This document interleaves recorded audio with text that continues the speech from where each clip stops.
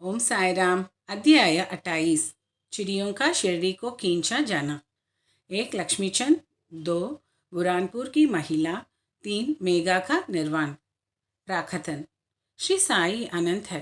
वे एक चींटी से लेकर ब्रह्मांड प्रयत्न सर्वभूतों में व्याप्त है। वेद और आत्मविज्ञान में पूर्ण पारंगत होने के कारण वे सद्गुरु कहलाने के सर्वथा योग्य है।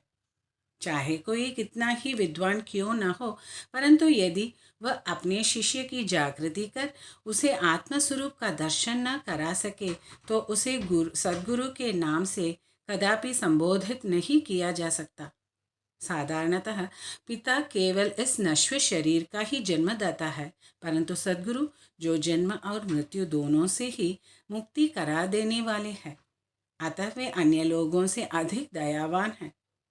श्री साई बाबा हमेशा कहा करते थे कि मेरा भक्त चाहे 1000 कोस की दूरी पर ही क्यों न हो, वह शिरडी को ऐसा खींचता चला आता है जैसे धागे से बंधी हुई चिड़ियाँ खींचकर स्वयं ही आ जाती है। इस अध्याय में ऐसी ही 3 चिड़ियों का वर्णन है। लाला लक्ष्मीचंद। ये महानुभाव बम्बई के श्री वेंकटेश्वर प्रेस में नौकरी करते थे। वहाँ से नौकरी छोड़कर वे रेलवे विभाग में आए और फिर वे Messrs Riley brothers and company में मुंशी का कार्य करने लगे।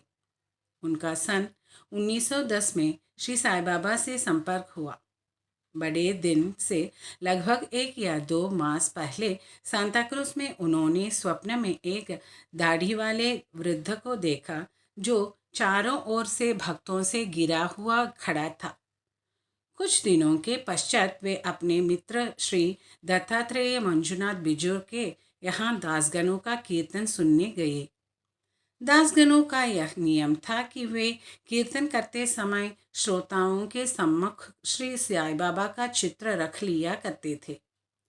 लक्ष्मीचंद को यह चित्र देखकर महान आश्चर्य हुआ, क्योंकि स्वप्न में उन्हें जिस वृद्ध के दर्शन हुए थे उनकी आकृति भी ठीक इस चित्र के अनुरूप ही थी। इससे वे इस निष्कर्ष पर पहुंचे कि स्वप्न में दर्शन देने वाले स्वयं शिरडी के श्री साईनाथ समर्थ के अतिरिक्त और कोई नहीं है। चित्र दर्शन, दासगणों का मधुर कीर्तन और उनके संत तुकाराम पर प्रवचन आदि का कुछ ऐसा प्रभाव उन पर पड़ा कि उन्होंने शिरडी यात्रा का दृढ़ संकल्प कर लिया। भक्तों को चिरकाल से ही ऐसा अनुभव होता आया है कि जो सद्गुरु या अन्य किसी आध्यात्मिक ज्ञान की खोज में निकलता है, उसकी ईश्वर सदैव ही कुछ न कुछ सहायता करते हैं। उसी रात्रि को लगभग 8 बजे उनके एक मित्र शंकर राव ने उनका द्वार खटखटाया और पूछा कि क्या आप हमारे साथ शिरडी चलने को तैयार हैं। लक्ष्मीचंद के हर्ष का पारावार न रहा और उन्होंने तुरंत ही शिरडी चलने का निश्चय कर लिया। एक मारवाड़ी से 15 रुपये उधार लेकर तथा अन्य आवश्यक प्रबंध कर उन्होंने शिरडी को प्रस्थान कर दिया। रेलगाड़ी में उन्होंने अपने मित्र के साथ कुछ देर भजन भी किया। उसी डिब्बे में 4 यावन यात्री भी बैठे थे जो शिरडी के समीप ही अपने अपने घरों को लौट रहे थे। लक्ष्मीचंद ने उन लोगों से श्री साई बाबा के संबंध में कुछ पूछताछ की। तब लोगों ने उन्हें बताया कि श्री साई बाबा शिरडी में अनेक वर्षों से निवास कर रहे हैं और वे एक पहुँचे हुए संत हैं। जब वे कोपरगांव पहुँचे तो बाबा को भेंट देने के लिए कुछ अमरूद खरीदने का उन्होंने विचार किया। वे वहाँ के प्राकृतिक सौंदर्यमय दृश्य देखने में कुछ ऐसे तल्लीन हुए कि उन्हें अमरूद लेने की सुग ही न रही। परंतु जब वे शिरडी के समीप आए तो एकाएक उन्हें अमरूद खरीदने की स्मृति आई। इसी बीच उन्होंने देखा कि एक वृद्धा टोकरी में अमरूद लिए तांगे के पीछे पीछे दौड़ती चली आ रही है। यह देख उन्होंने तांगा रुकवाया और उनमें से कुछ बढ़िया अमरूद खरीद लिए। तब वह वृद्धा उनसे कहने लगी कि कृपा कर ये शेष अमरूद भी मेरी ओर से बाबा को भेंट कर देना। यह सुनकर तत्क्षण ही उन्हें विचार हो आया कि मैंने अमृत खरीदने की जो इच्छा पहले की थी और जिसे मैं भूल गया था, उसी की इस वृद्धा ने पुनः स्मृति करा दी है। श्री साई बाबा के प्रति उसकी भक्ति देख वे दोनों बड़े चकित हुए। लक्ष्मीचंद ने यह सोचकर कि हो सकता है कि स्वप्न में जिस दृढ़ के दर्शन मैंने किए थे उनकी ही यह कोई रिश्तेदार हो, वे आगे बढ़े। शिरडी के समीप पहुंचने पर उन्हें दूर से ही मस्जिद में पहराती ध्वजाएं दिखने लगी, जिन्हें देख प्रणाम कर अपने हाथ में पूजन सामग्री लेकर वे मस्जिद पहुंचे और बाबा का यथाविधि पूजन कर वे द्रवित हो गए। उनके दर्शन कर वे अत्यंत आनंदित हुए तथा उनके शीतल चरणों से ऐसे लिपटे जैसे एक मधुमक्खी कमल के मकरंद की सुगंध से मुक्त होकर उससे लिपट जाती है। तब बाबा ने उनसे जो कुछ कहा उसका वर्णन हेमाडपंत ने अपने मूल ग्रंथ में इस प्रकार किया है। साले रास्ते में भजन करते और दूसरे आदमी से पूछते हैं। क्या दूसरे से पूछना? सब कुछ अपनी आंखों से देखना, क्यों दूसरे आदमी से पूछना? सपना क्या झूठा है या सच्चा? कर लो अपना विचार अब। मारवाड़ी से उधार लेने की क्या जरूरत थी? हुई क्या मुराद की पूर्ति? ये शब्द सुनकर उनकी सर्वव्यापकता पर लक्ष्मीचंद को बड़ा अचंभा हुआ। वे बड़े लज्जित हुए कि घर से शिरडी तक मार्ग में जो कुछ हुआ उसका उन्हें सब पता है। इसमें विशेष ध्यान देने योग्य बात केवल यह है कि बाबा यह नहीं चाहते थे कि उनके दर्शन के लिए कर्ज लिया जाए या तीर्थ यात्रा में छुट्टी मनाए। सांजा अथवा उपमा। दोपहर के समय जब लक्ष्मीचंद भोजन को बैठे तो उन्हें एक भक्त ने सांजे का प्रसाद लाकर दिया, जिसे पाकर वे बड़े प्रसन्न हुए। दूसरे दिन भी वे सांझा की आशा लगाए बैठे रहे, परंतु किसी भक्त ने वह प्रसाद न दिया जिसके लिए वे अति उत्सुक थे। तीसरे दिन दोपहर की आरती पर बापू साहेब जोग ने बाबा से पूछा कि नैवेद्य के लिए क्या बनाया जाए। तब बाबा ने उनसे सांझा लाने को कहा। भक्तगण 2 बड़े बर्तनों में सांझा भर कर ले आए। लक्ष्मीचंद को भूख भी अधिक लगी थी, साथ ही उनकी पीठ में दर्द भी था। बाबा ने लक्ष्मीचंद से कहा, तुमको भूख लगी है, अच्छा हुआ, कमर में भी दर्द है, लो अब सांझे की ही करो दवा। उन्हें पुनः अचंबा हुआ कि मेरे मन के समस्त विचारों को उन्होंने जान लिया है। वस्तुतः वे सर्वज्ञ है। कुदृष्टि। इसी यात्रा में एक बार उनको चावड़ी का जुलूस देखने का भी सौभाग्य प्राप्त हो गया। उस दिन बाबा कफ से अधिक पीड़ित थे। उन्हें विचार आया कि इस कफ का कारण शायद किसी की नज़र लगी हो। दूसरी दिन प्रातःकाल जब बाबा मस्जिद को गए तो श्यामा से कहने लगे कि कल जो मुझे कफ से पीड़ा हो रही थी उसका मुख्य कारण किसी की कुदृष्टि ही है। मुझे तो ऐसा प्रतीत होता है कि किसी की नज़र लग गई है, इसलिए यह पीड़ा मुझे हो गई है। लक्ष्मीचंद के मन में जो विचार उठ रहे थे वही बाबा ने भी कर दिया। बाबा की सर्वज्ञता के अनेक प्रमाण तथा भक्तों के प्रति उनका स्नेह देखकर लक्ष्मीचंद बाबा के चरणों पर गिर पड़े और कहने लगे कि आपके प्रिय दर्शन से मेरे चित्त को बड़ी प्रसन्नता हुई है।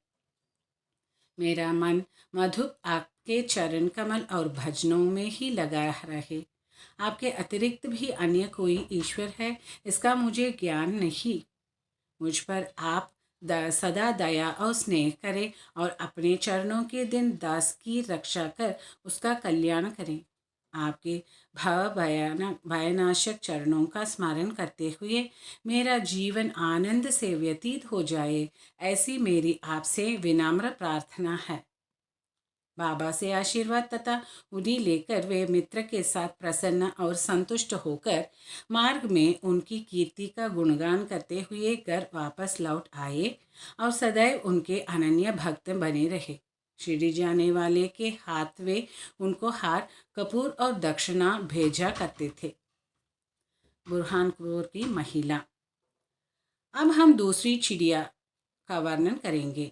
एक दिन बुरहानपुर में एक महिला ने स्वप्न में देखा कि श्री साईं बाबा उसके द्वार पर खड़े भोजन के लिए खिचड़ी मांग रहे हैं। उसने उठकर देखा तो द्वार पर कोई भी न था। फिर भी वह प्रसन्न हुई और उसने यह स्वप्न अपने पति तथा अन्य लोगों को सुनाया। उसका पति डाक विभाग में नौकरी करता था। वे दोनों ही बड़े धार्मिक थे।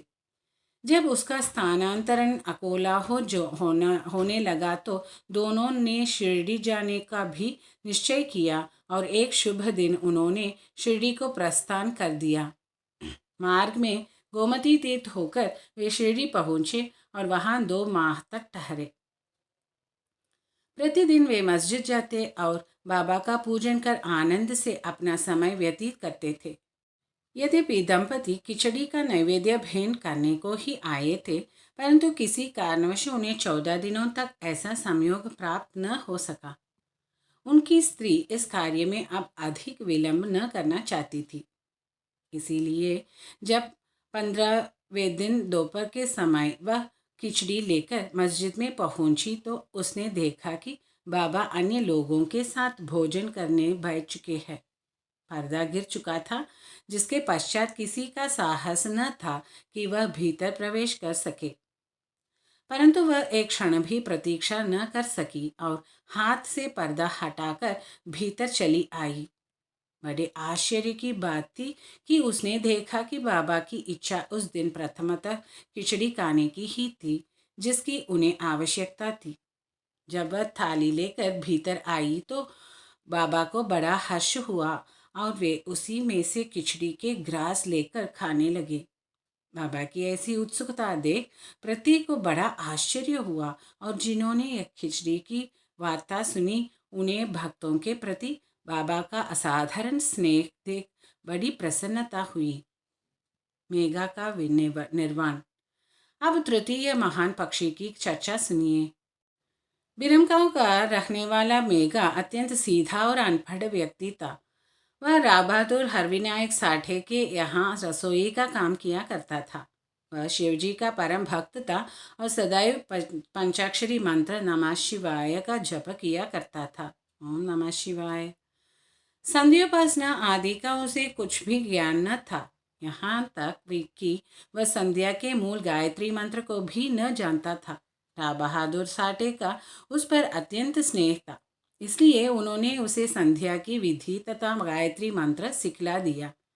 साठे साहब ने श्री साईं बाबा को शिवजी का साक्षात अवतार बतलाकर उसे शिरडी भेजने का निश्चय किया, किंतु साठे साहब से पूछने पर उन्होंने बताया कि श्री साईं बाबा तो यवन है। इसलिए मेघा ने सोचा कि शिरडी में एक यवन को प्रणाम करना पड़े, यह अच्छी बात नहीं है। भोला भाला आदमी तो वह था ही, इसलिए उसके मन में असमंजस पैदा हो गया। तब उसने अपने स्वामी से प्रार्थना की कृपा कर मुझे वहाँ न भेजे। परंतु साठे साहब कहाँ मानने वाले थे। उनके सामने मेघा की एक न चली। उन्होंने उसे किसी प्रकार शिरडी भेजा दिया तथा उसके द्वारा अपने ससुर गणेश दामोदर उपनाम दादा केलकर को, जो शिरडी में ही रहते थे, एक पत्र भेजा कि मेघा का परिचय बाबा से करा देना। शिरडी पहुंचने पर जब वह मस्जिद में घुसा तो बाबा अत्यंत क्रोधित हो गए और उन्होंने मस्जिद में आने की मनाही कर दी। वे गर्जना करने लगे, उसे बाहर निकाल दो। फिर मेघा की ओर देखकर कहने लगे कि तुम तो एक उच्च कुलीन ब्राह्मण हो और मैं निम्न जाति का एक यवन। तुम्हारी जाति भ्रष्ट हो जाएगी, इसलिए यहाँ से बाहर निकल जाओ। ये शब्द सुनकर मेघा कांप उठा। उसे बड़ा विस्मय हुआ कि जो कुछ उसके मन में विचार उठ रहे थे उन्हें बाबा ने कैसे जान लिया। किसी प्रकार वह कुछ दिन वहाँ ठहरा और अपनी इच्छानुसार सेवा भी करता रहा, परंतु उसकी इच्छा तृप्त न हुई। फिर वह घर लौट आया और वहाँ से त्र्यंबक को चला गया। वर्ष भर के पश्चात वह पुनः शिरडी आया और इस बार दादा केलकर के कहने से उसे मस्जिद में रहने का अवसर प्राप्त हो गया।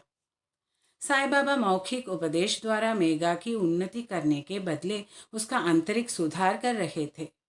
उसकी स्थिति में पर्याप्त परिवर्तन होकर यथेष्ट प्रगति हो चुकी थी और अब तो वह श्री साईं बाबा को शिव जी का ही साक्षात अवतार समझने लगा था। शिव पूजन में विलंब पत्रों की आवश्यकता होती है, इसलिए अपने शिवजी अथवा बाबा के पूजन करने के हेतु बिल्व पत्र की खोज में वह मीलों दूर निकल जाया करता था। प्रतिदिन उसने ऐसा नियम बना लिया था कि गांव में जितने भी देवालय थे, प्रथम वहां जाकर वह उनका पूजन करता और उसके पश्चात ही वह मस्जिद में बाबा को प्रणाम करता तथा कुछ देर चरण सेवा करने के पश्चात ही चरणामृत पान करता था। एक बार ऐसा हुआ कि खंडोबा के मंदिर का द्वार बंद था। इस कारण वह बिना पूजन किए ही वहां से लौट आया और जब वह मस्जिद में आया तो बाबा ने उसकी सेवा स्वीकार न की तथा उसे पुनः वहां जाकर पूजन कर आने को कहा और उसे बतलाया कि अब मंदिर के द्वार खुल गए हैं। मेघा ने जाकर देखा कि सचमुच मंदिर के द्वार खुल गए हैं। जब उसने लौटकर यथाविधि पूजा की तब कहीं का बाबा ने उसे अपना पूजन करने की अनुमति दी। गंगा स्नान। एक बार मकर संक्रांति ने अवसर पर मेघा ने विचार किया कि बाबा को चंदन का लेप करूं तथा गंगा जल से उन्हें स्नान कराऊं। बाबा ने पहले तो इसके लिए अपनी स्वीकृति न दी, परंतु उसकी लगातार प्रार्थना के उपरांत उन्होंने किसी प्रकार स्वीकार कर लिया। गोदावरी नदी का पवित्र जल लाने के लिए मेघा को 8 कोस का चक्कर लगाना पड़ा। वह जल लेकर लौट आया और दोपहर तक पूर्ण व्यवस्था कर ली। तब उसने बाबा को तैयार होने की सूचना दी। बाबा ने पुनः मेघा से अनुरोध किया कि मुझे इस झंझट से दूर ही रहने दो। मैं तो एक फकीर हूँ, मुझे गंगाजल से क्या प्रयोजन। परंतु मेघा कुछ सुनता ही न था। मेघा की तो यह दृढ़ धारण थी कि शिवजी गंगाजल से अधिक प्रसन्न होते हैं, इसलिए ऐसे शुभ पर्व पर अपने शिवजी को स्नान कराना हमारा परम कर्तव्य है। अब तो बाबा को सहमत होना ही पड़ा और नीचे उतरकर वे एक पीढ़े पर बैठे गए तथा अपना मस्तक आगे करते हुए कहा कि अरे मेघा, कम से कम इतनी कृपा तो करना कि मेरे केवल सिर पर ही पानी डालना। सिर पर शरीर का प्रधान अंग है और उस पर पानी डालना ही पूरे शरीर पर डालने के सदृश है। मेघा ने अच्छा अच्छा कहते हुए बर्तन उठाकर सिर पर पानी डालना प्रारंभ कर दिया। ऐसा करने से उसे इतनी प्रसन्नता हुई कि उसने उच्च स्वर में हर हर गंगे की ध्वनि करते हुए समूचे बर्तन का पानी बाबा के संपूर्ण शरीर पर उंडले दिया और फिर पानी का बर्तन एक ओर रखकर वह बाबा की ओर निहारने लगा। उसने देखा कि बाबा का तो केवल सिर ही भींगा है और शेष भाग ज्यों का त्यों बिल्कुल सूखा ही है। यह देख उसे बड़ा आश्चर्य हुआ। त्रिशूल और पिंडी। मेघा बाबा को 2 स्थानों पर स्नान कराया करता था। प्रथम वह बाबा को मस्जिद में स्नान कराता और फिर वाड़े में नाना साहेब चांदोरकर द्वारा प्राप्त उनके बड़े चित्र को। इस प्रकार यह क्रम 12 मास तक चलता रहा। बाबा ने उसकी भक्ति तथा विश्वास दृढ़ करने के लिए उसे दर्शन दिए। एक दिन प्रातःकाल मेघा जब निद्रावस्था में अपने शैया पर पड़ा हुआ था, तभी उसे उनके श्री दर्शन हुए। बाबा ने उसे जागृत जानकर अक्षत फेंके और कहा कि मेघा, मुझे त्रिशूल लगाओ। इतना कहकर वे अदृश्य हो गए। उनके शब्द सुनकर उसने उत्सुकता से अपनी आंखों खोली, परंतु देखा कि वहाँ कोई नहीं है, केवल अक्षत ही यहाँ वहाँ बिखरे पड़े हैं। तब वह उठकर बाबा के पास गया और उन्हें अपना स्वप्न सुनाने के पश्चात उसने उन्हें त्रिशूल लगाने की आज्ञा मांगी। बाबा ने कहा कि क्या तुमने मेरे शब्द नहीं सुने कि मुझे त्रिशूल लगाओ? वह कोई स्वप्न तो नहीं, वरन मेरी प्रत्यक्ष आज्ञा थी। मेरे शब्द सदैव अर्थपूर्ण होते हैं, थाथे थोथे पोचे नहीं। मेघा कहने लगा कि आपने दया कर मुझे निद्रा से तो जागृत कर दिया है, परंतु सभी द्वार पूर्ववत ही बंद देखकर मैं मूढ़मति भ्रमित हो उठा हूँ कि कहीं स्वप्न तो नहीं देख रहा था। बाबा ने आगे कहा कि मुझे प्रवेश करने के लिए किसी विशेष द्वार की आवश्यकता नहीं है। न मेरा कोई रूप ही है और न कोई अंत है। मैं सदैव सर्वभूतों में व्याप्त हूँ। जो मुझ पर विश्वास रखकर सदा मेरा ही चिंतन करता है, उसके सब कार्य मैं स्वयं ही करता हूँ और अंत में उसे श्रेष्ठ गति देता हूँ। मेघा वाड़े को लौट आया और बाबा के चित्र के समीप ही दीवार पर एक लाल त्रिशूल खींच दिया। दूसरे दिन एक रामदासी भक्त पुणे से आया। उसने बाबा को प्रणाम कर शंकर की एक पिंडी भेंट की। उसी समय मेघा भी वहां पहुंचे। तब बाबा उनसे कहने लगे कि देखो, शंकर भोले आ गए हैं, अब उन्हें संभालो। मेघा ने पिंडी पर त्रिशूल लगा देखा तो उसे महान विस्मय हुआ। वह वाड़े में आया। इस समय काका साहब दीक्षित स्नान के पश्चात सिर पर तौलिया डाले साई नाम का जप कर रहे थे। तभी उन्होंने ध्यान में एक पिंडी देखी जिससे उन्हें कौतूहल सा हो रहा था। उन्होंने सामने में मेघा को आते देखा। मेघा ने बाबा द्वारा प्रदत्त वह पिंडी काका साहेब दीक्षित को दिखाई। पिंडी ठीक वैसी ही थी जैसी कि उन्होंने कुछ घड़ी पूर्व ध्यान में देखी थी। कुछ दिनों में जब त्रिशूल का खींचना पूर्ण हो गया तो बाबा ने बड़े चित्र के पास ही उस पिंडी की स्थापना कर दी। मेघा को शिव पूजन से बड़ा प्रेम था। त्रिपुंड खींचने का अवसर देकर तथा पिंडी की स्थापना कर बाबा ने उसका विश्वास दृढ़ कर दिया। इस प्रकार कई वर्षों तक लगातार दोपहर और संध्या को नियमित आरती तथा पूजा कर सन 1911 में मेघा पारलोकवासी हो गया। बाबा ने उसके मृत शरीर पर अपना हाथ फेरते हुए कहा कि यह मेरा सच्चा भक्त था। फिर बाबा ने अपने ही खर्च से उसका मृत्युभोज ब्राह्मणों को दिए जाने की आज्ञा दी, जिसका पालन काका साहेब दीक्षित ने किया। श्री सद्गुरु साईनाथ अर्पणमस्तु। शुभम भवतु। ओम साई राम। जय साई राम।